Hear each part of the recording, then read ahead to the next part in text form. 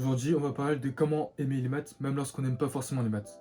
Alors, d'abord, les raisons qui font qu'on redoute les maths sont l'échec, les notes et le fait de ne pas comprendre jusqu'à être largué en cours.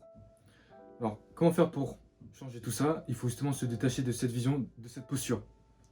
Et à ce que je sache, lorsque vous avez appris à marcher pour la première fois et que vous êtes tombé pour la première fois, vous n'êtes pas dit: ah non, c'est bon, la marche, c'est pas fait pour moi, je give up, c'est bon, je vais rester assis jusqu'à la fin de ma vie.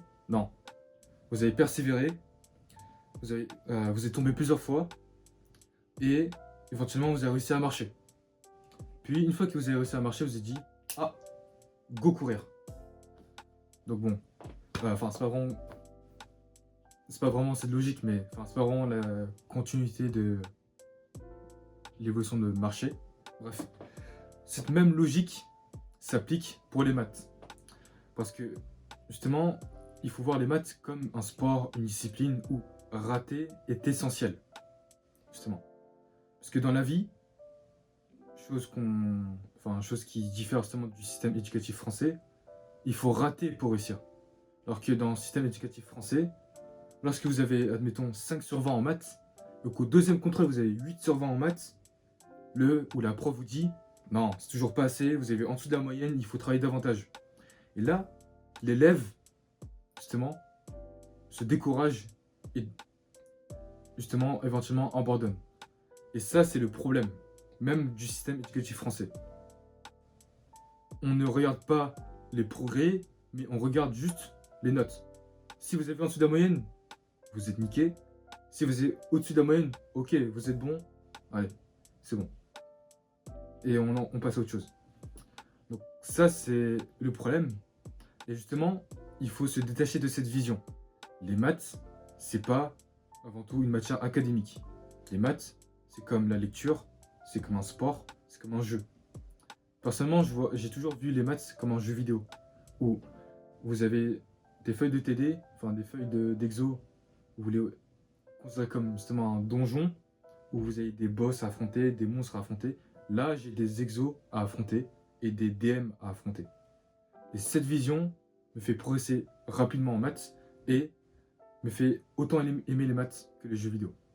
Donc, enfin, justement, la première des choses à faire, c'est créer des liens avec les choses qu'on aime faire et les maths.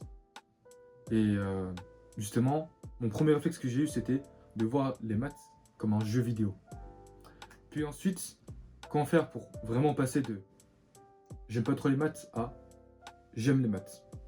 Il faut justement se poser les bonnes questions. Parce que dans la vie, plus généralement, les personnes qui réussissent le mieux se posent forcément les bonnes questions. Enfin, ils se posent pas tout le temps les bonnes questions. Il y a peut-être des mauvaises questions et tout, qui leur font tourner en rond. Et le plus essentiel, c'est justement distinguer, faire le tri des informations et se poser les bonnes questions après. Trouver ces questions-là. Et justement, ça demande de l'effort. Et donc, justement, tout se gagne avec de l'effort. Donc, comment faire pour se mettre à la place de cette personne-là qui aime bien les maths? Il faut d'abord être curieux ou curieuse. Parce que justement, la curiosité va nous emmener à petit aimer, peu importe la discipline, enfin aimer une discipline quelconque. S'intéresser justement. Faire l'effort de s'intéresser à cette discipline. C'est le minimum, le strict minimum. Et justement, lorsque... Enfin, et aussi s'auto-convaincre qu'on est bon dans peu importe le domaine. Parce que ça, c'est une règle que j'applique, peu importe le domaine peu importe la discipline que je pratique. Admettons, les maths. Si, admettons, je découvre un chapitre et que ce chapitre-là me semble compliqué, je rate tous les exos, je me dis mentalement dans ma tête que je suis bon dans ce domaine, dans cette branche des maths, et que rater est essentiel pour réussir. C'est normal que je rate parce que je sais tôt ou tard que je vais réussir dans cette branche ou dans cette discipline. Parce que justement, j'aurais fait l'effort de comprendre mes erreurs. Faire l'effort de comprendre ces erreurs et de ne plus les refaire et de comprendre, de corriger le cours et tout, c'est ce qui nous amène à réussir en maths. Et justement, le fait d'aimer les maths, c'est justement le fait d'aimer les sensations que procurent les maths lorsqu'on réussit les exos. Et plus largement, lorsqu'on aime quelque chose, cette chose-là nous apporte du plaisir et de la dopamine, justement. Et il faut que les maths vous apportent du plaisir et de la dopamine. Donc, en mettant en place tous ces procédés, toutes ces étapes, je peux vous garantir que les maths vont vous apporter de la dopamine et du plaisir.